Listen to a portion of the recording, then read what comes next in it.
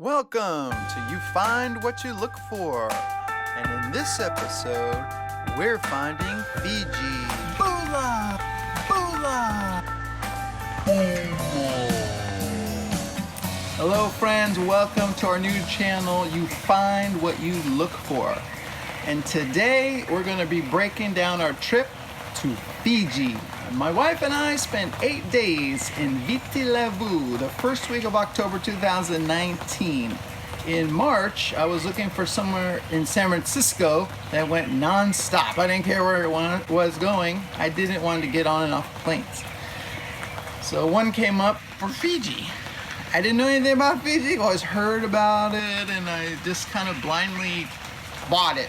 Took 2 round trips. There, 10.5 hours, it was 800 total. So 400 round trip per person, you gotta do it, right? It's cheaper than going to Hawaii at the time.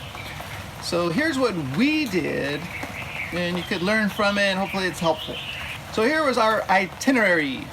We spent 2 nights in Nadi, 2 nights in Pacific Harbor, 2 nights in Suva, 1 night in RakiRaki, and 1 night here in Lautoka. So we're gonna break down what happened each day and show some video and photos along the way. Okay, day 1, we arrived in Nadi, which they pronounce Nandi. So I thought there were 2 cities, but it's Nandi is the pronunciation. A lot of the words are not spelled and pronounced the same, but they're kind of close. So first night, getting situated, figuring out the lay of the land, resting from jet lag. Then the second day we did something really cool, which you have to do if you go to Nadi. You go to a place called the Garden of the Sleeping Giant, and we have some video of that. Bula! Bula, friends! On this episode of You Find What You Look For, we are at the Sleeping Giant Gardens in Fiji. From the Nadi airport, took about 15 minutes. Then we'll show you there's a bus stop that you take a ride on a dirt road that looks like you're not going anywhere for about, maybe it was 10 minutes on a bumpy dirt road, and then we got to signs that told us we were there. So that's a little clue to get you started. The Sleeping Giant costs $9 to enter. And basically you just walk around at your leisure. It's super pretty. Little paths, wooden steps, all kinds of foliage, greenery. We came on a good day. It's a weekday at like 11 o'clock. There's not very many people here.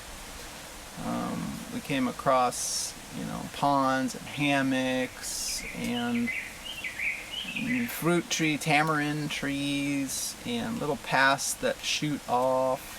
And then we found a swing, and just a fun, good, easy time here. So we would encourage people to check it out, even if you only have an hour. That's all you would need, or you can stay all day if you want and bring a lunch. But to us, it was a good investment of time and money to come check this out today.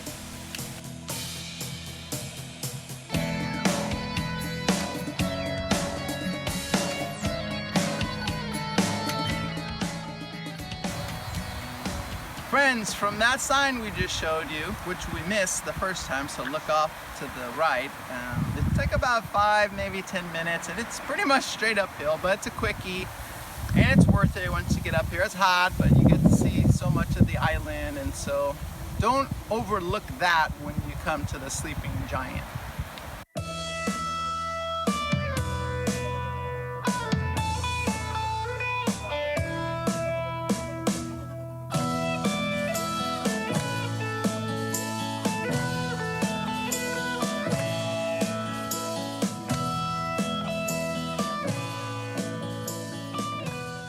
So right up the street from the Garden of the Sleeping Giant are 2 mud bath, spa, retreat, pool type places that you really have to go to.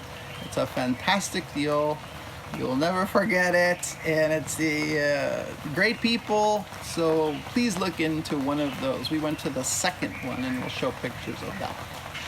So we'll link below where we stayed in Nadi with a fantastic Airbnb host, Evelyn. And all the rumors are true about her on the Airbnb review. She's fantastic, and we're so lucky to have spent time with her. She got us situated, made sure we didn't get lost from the airport. It was so, what a blessing. Thank you, Evelyn.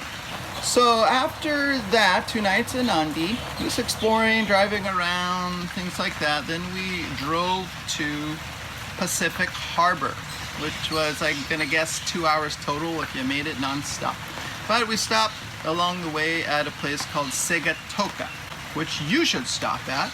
It's a fun town that's right on the river and the ocean, and they have shopping and markets, and it'll be a really fun experience just to park and walk around. And definitely go to the market there. It's overwhelming if you've never been to a place like that, where, you know, immediately there's hundreds of people selling things from all directions of all kind of foods and fruits and cassava cake.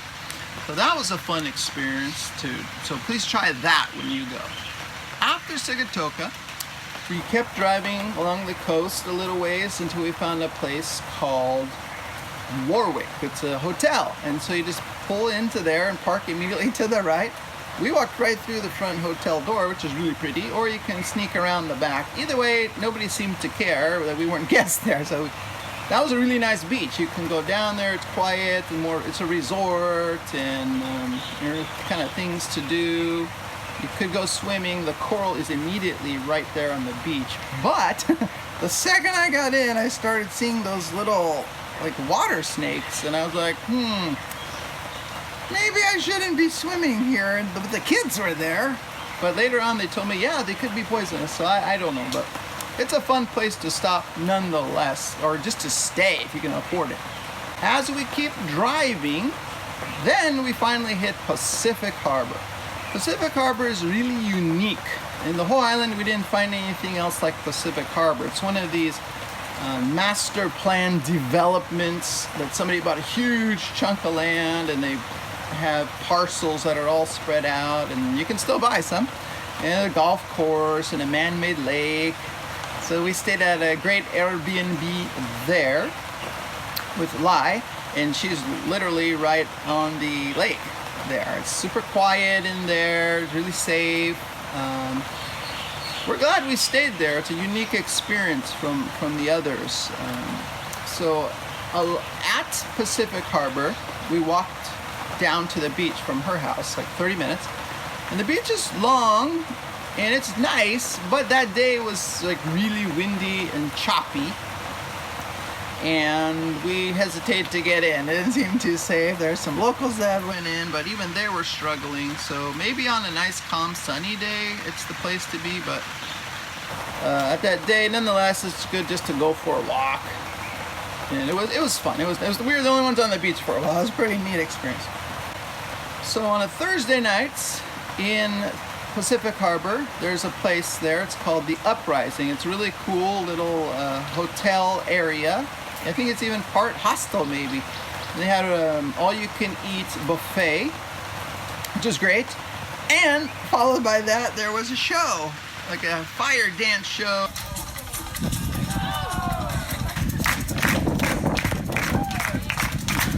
Oh, the dancers.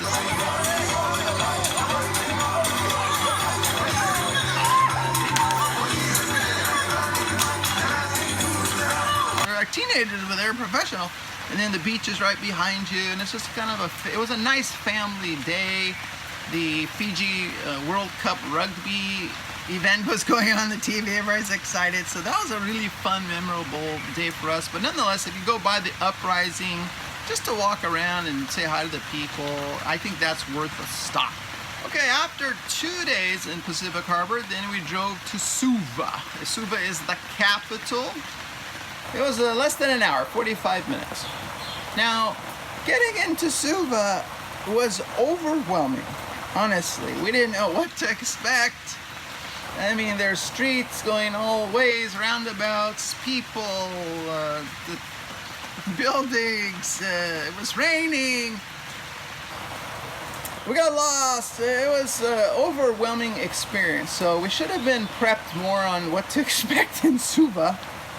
And it was like the weekend, a lot of things are happening. So nonetheless, we got through it. We found parking, walked around, and bought some things, and got to experience like what is the hustle bustle area of this entire area of Fiji. It's that. So if you can survive that, everything else is kind of easy. We had a nice Airbnb that was tucked away. It was like an apartment below a house for Bianca.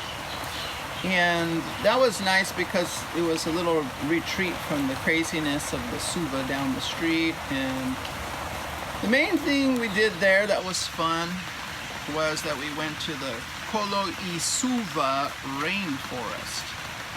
So I would suggest if you didn't want to stay at an Airbnb and you wanted to stay at a cool place in Suva, you would go to the eco resort.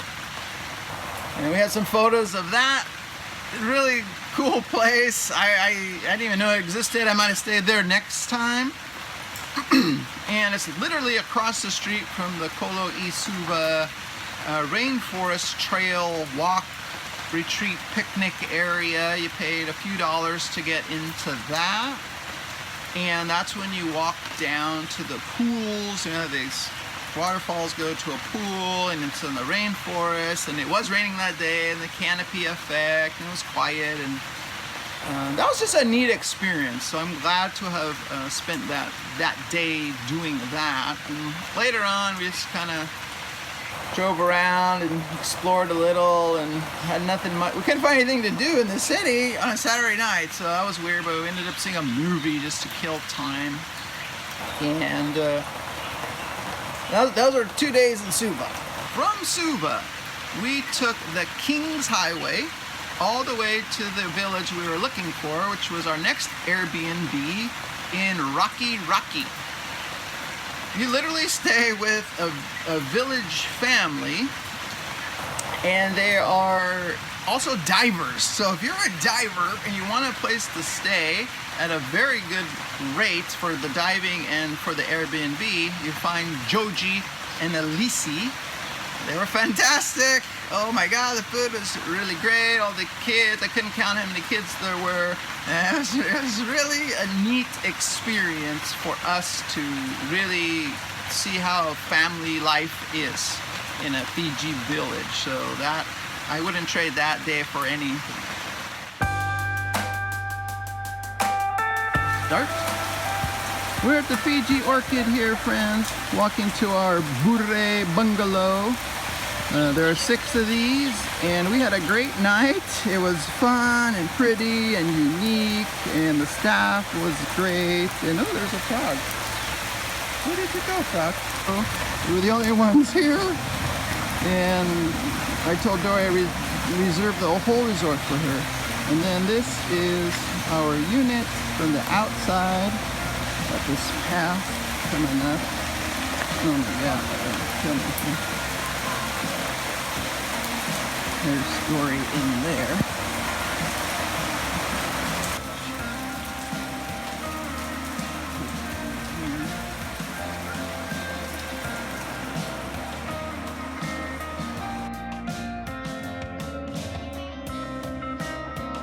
Okay, we're here at the Fiji Orchid. It's raining, but that's okay, they need it.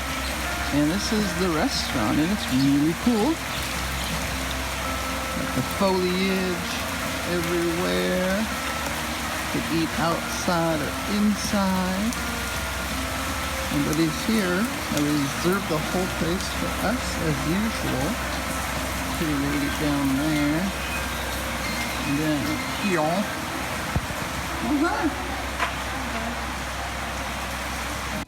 Our last day on the island, we went to Denarau. We met Dory's friend from work, Eva, and her husband, Eric, and they were great, and they showed us around their timeshare resort there. And Denarau is definitely the place that if you wanted to go and just stay in one location, it'd be the best bet, because you can take little trips to the islands from there, and there's taxis and buses and restaurants and a nice little shopping center. And the wharf areas there, and all the amenities you would hope to find from a resort type place if you didn't feel up to driving around the entire island. Denarau was really great, and I'm sure you'll like it like the hundreds of other tourists that were there. It's fancy neighborhoods and lots of fun. Hey, it's Dory from You Find What You Look For, and tell you a little bit about my perspective of our Fiji trip. One of the things that I was really paying attention to were the schools and the really cute Fijian kids. Oh my gosh, they're so cute. For instance, we went to a movie as one of our little trips, and the movie sounded like there was a soundtrack of laughter, like a laugh track from some of those old movies. Old TV shows. The kids were just so delighted and happy, and that's what I find with the Fijian people, that they're grateful and they're happy and they smile a lot, and there's a lot of hello and thank you. It just kind of comes naturally from them. So I really did appreciate that about the culture. Bula! Here's a little bit more about Fijian currency. See how beautiful this is? I love this one especially because purple's my favorite color. So $10 in Fijian money is translated to $5 in American currency. I think the visual would be helpful there. It's important, honestly, when you're in Fiji and you're out getting food, or you're at a hotel, to tip generously. Honestly, the Fijian people are very gracious and they have a lot of gratitude for the tipping. They don't necessarily seem to expect it, but it's very helpful because people here don't have a lot of funds. Here in Fiji, they pump your gas. You have no idea how much the gas is going to cost until they tell you how much it is. Internet service in Fiji is very slow, even when you're on Wi-Fi. There's a lot of interruptions, it's really slow. It's 3G, though at times during this trip, my phone did say LTE. It's still really slow. So if you're somebody that needs to use the internet, good luck. There are 14 provinces in Fiji and many villages, and we learned that within the villages they speak their own dialect of Fijian, but then there's also a language that Fijians speak, so that when they're out and about and not in their village, they can speak a common language. Hindi is also spoken here rather widely. Most of the things that we've been purchasing locally have been fruits. We did purchase a little bit of art, like a tapa print, I guess you could say, like a cloth or fabric type print. It's good to support local artisans whenever you have an opportunity to. Jim purchased me a wooden bowl that looked like a turtle. He also bought me a purse, and I've been wanting a fan, so I bought a fan here as well. One of the things that you have to be aware of is going back through customs. With locally made products, you're supposed to have some type of form that says that the products have been treated ahead of time in order to clear through customs. Now, I didn't know this before I signed up for the Fiji trip, but this is actually not the island if you're thinking about going to big, wide open, white beaches that go out and they're all blue and tranquil. This is not that island. I did not know that. So it's my own fault. I didn't look into it. I just assumed, oh, it's an island. There's beaches everywhere, just like Hawaii. But that's not the case. So if you come to Fiji and you want those picture-perfect postcard things that are on Instagram, they're not in Viti Levu. They're on these outer islands, the hundreds of outer islands that you have to take a water taxi, boat, or fly into. So you'd have to first fly to Nadi anyway, and then go to those other islands. Of course, bigger expanse and time and less amenities are out there.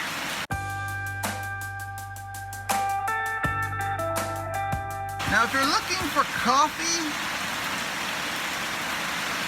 I'm sorry, this is not a coffee culture.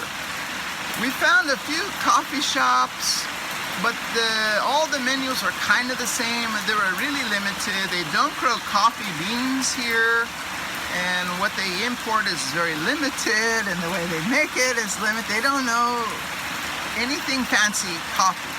And maybe that's a good thing. I don't know. They don't need it. They have their kava, right? So if you have the opportunity to have kava, which we did, the locals made us some kava tea, and we drank that, and it was a neat experience.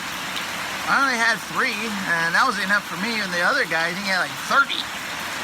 Not sure how they do it, but it's a fun experience. So coffee, no. Kava, yes. Now we're going to talk about driving tips in Fiji. Viti levu. Tip number 1, try to avoid it if you can.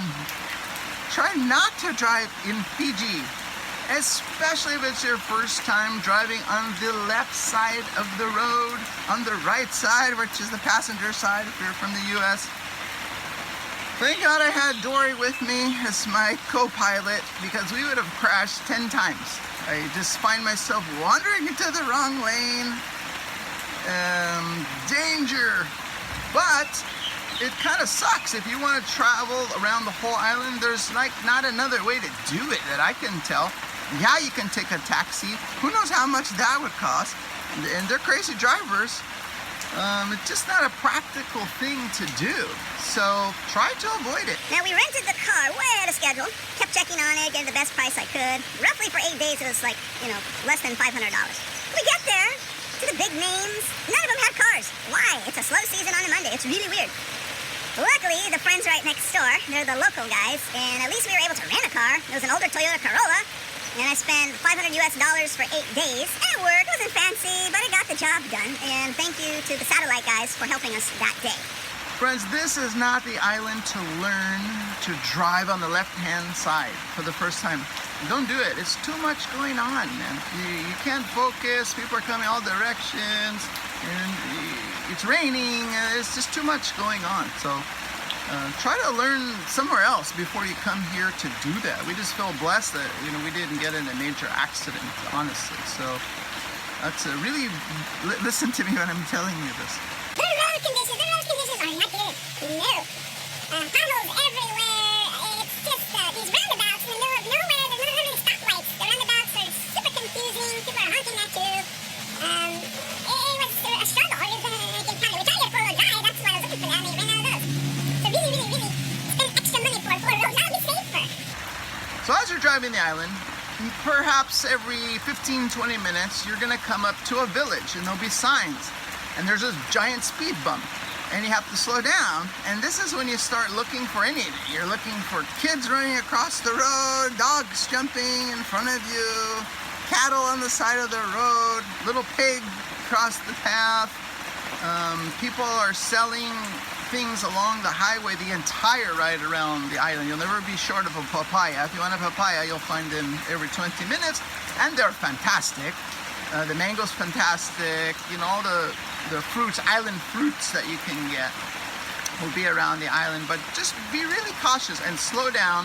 These are where people live. They're crossing the street, going back and forth, and it was sad to see the taxi driver speeding through these villages. It didn't make sense. And lastly, of course, what you would assume, try not to drive at night.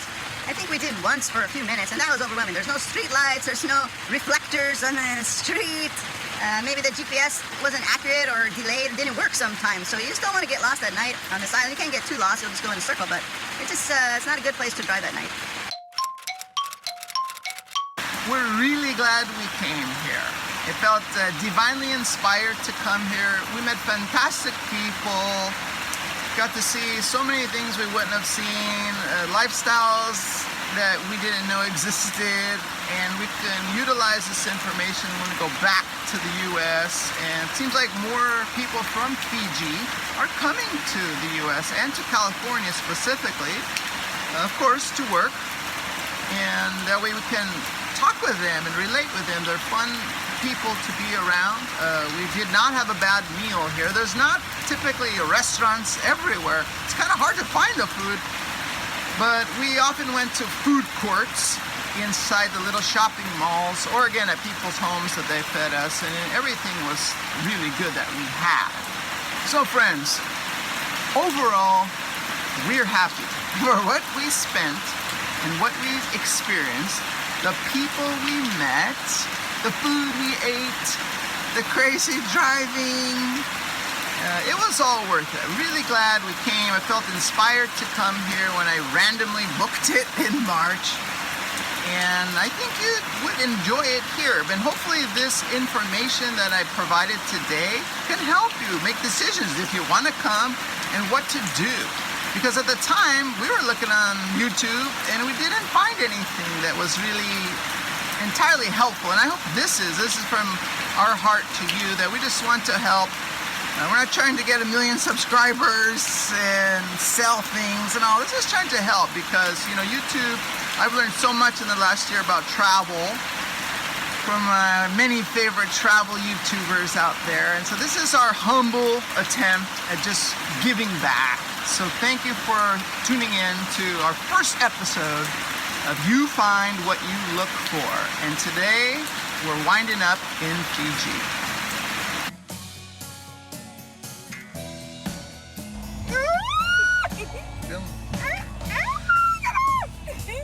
I can't turn the wheel. Get out of here.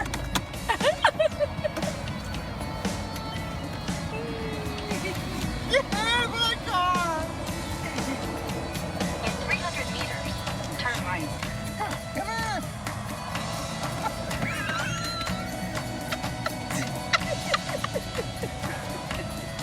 Come on. Get out of there.